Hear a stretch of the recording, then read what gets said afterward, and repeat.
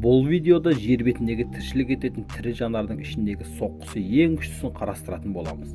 Рейтингімізді 5 бөлікке бөлеміз. Яғни, біріншісі соққысы ең күшті адам, екіншісі соққысы ең күшті мүйізді жануар, үшіншісі соққысы ең күшті тұяқты жануар, төртіншісі соққысы ең күшті қанатты жануар және бесіншісі соққысы ең күшті су жәндігі.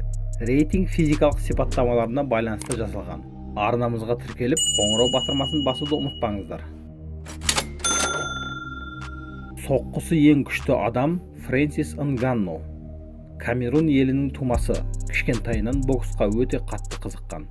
Нганнудың кумирі әрқашан Майк Тайсон болған. Аты аңызға айналған боксшының өзі рингте осындай жанкүйермен кездесуін қаламас еді. Фрэнсис бірнеше жылдан бері әлемдегі ең күшті соққының иесі болып келеді. UFC зертханасында Нганну 1 тонна 300 кг соққы күшін көрсетті. Егер UFC зертханасындағы соққы өлшейтін техника соққы нәтижелерін асырып көрсетеді десеңіз, онда Андрей Арловскиймен шыққан жекпе-жегін қараңыз. Нганнудың ұрған апперкоты 110 кг қарсыласын жерден көтеріп жіберді. Расымен де қорқынышты екен. Соққысы ең күшті мүйізді жануар тау қошқары немесе арқар. Арқары бұл физикалық өте күшті және ірі сүтқоректі жануар. Дене бітімі өте тығыз, мойны қысқа және жуан келеді. Еркектердің дене ұзындығы 165-175 сантиметрге жетеді. Бойының биіктігі 90-100 сантиметр. Салмағы 110 кг-нан 160 кг-ға дейін жетеді. Еркектерінде ауыр және массивті мүйіздері бар. Олар спираль тәрізді сыртқа қарай бүгілген. Әсіресе үлкен еркектердің мүйіздерінің массасы 14 кг-ға жетуі мүмкін. Тек осы мүйізінің салмағы денесіндегі барлық басқа сүйектердің салмағымен бірдей. Салмағы 130 кг арқар 350 кг-ға дейін соққы жасайды. Мына видеода арқар өзінен 2-3 есе үлкен сиырмен соқтығысады. Нәтижесі өздеріңіз көргендей.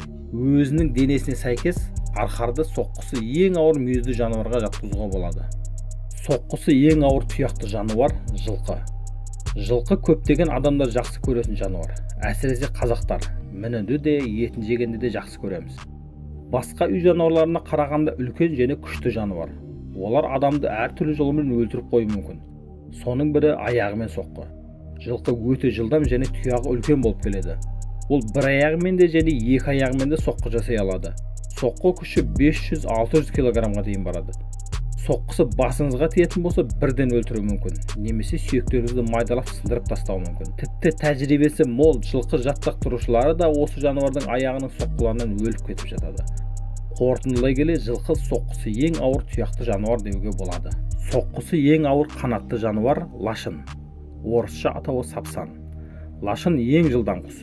Сонымен қатар жануарлар әлемінің ең жылдам өкілі. Ол ірі сұңқар. Ұзындығы 34-50 см, қанаты 80-120 см. Көптеген басқа жыртқыш құстар сияқты ұрғашы сұңқарлар еркектерге қарағанда айтарлықтай үлкен. Олардың салмағы 910 граммнан 1,5 кг-ға дейін артады. Ал аталықтарының салмағы шамамен 440 граммнан 750 граммға дейін жетеді. Мамандардың бағасы бойынша лашын өз жылдамдығын 322 км/сағатқа дейін жеткізе алады. Аң аулау кезінде лашын қоспада отырады, немесе аспанда аңдып ұшып жүреді. Ол өз олжасын тапқан кезде аспанға биіктеп көтеріліп барып, үлкен жылдамдықпен төмен қарай ұша жөнеледі және олжасына табанының алдыңғы 3 саусағын бүгіп, артыңғы 1 саусағымен соққы жасайды. Артқы саусағының тырнағымен соққан соққының күштілігі сонша тіпті үлкен олжасының басы ұшып кетуі мүмкін. Сөзсіз, лашын соққысы ең күшті қанатты жануар. Соққысы ең күшті су жәндігі рак богомол. Жер бетіндегі тірі жәндіктерінің арасындағы ең күшті соққы рак богомолға тиесілі. Олардың бойы 35 см-ге дейін өседі, бірақ әдетте 20 см-ден аз. Ал олардың соққы күші 22 калибрлі оқпен салыстырылады. Бұл шаянның үлкен түрлері қалың аквариум әйнегін сындыруы да мүмкін. Солтүстік Каролинадағы Дюк университетінің зерттеуші Шейл Патек бұл жануардың жұдырықтары сағатына 80 км жылдамдықпен соққы жасайтын, ал соққы күші 150 кг-ға жететін анықтады. Ол оның салмағынан 2,5 мың есе көп. Өзінің жойқын нокаутын бар жоғы 800 микросекундта өткізеді. Бұл мұхиттағы жәндіктердің ең жылдам соққысы. Мұндай жылдамдықпен соққы жасаған кезде соққы толқынының температурасы 5000 градус Цельсияға дейін жетеді. Қорытындылай келе, орташа адам өзінің 70 кг салмағымен шамамен 300 кг соққы жасайды десек, салмағын 2,5 мың есеге көбейтсек, онда біз 175 тонна соққы жасай алады екенбіз. Ол деген фантастикалық кинодағы Халк кейіпкерімен тең бе, әлде одан күшті ме? Комментарияға жаза кетіңіздер.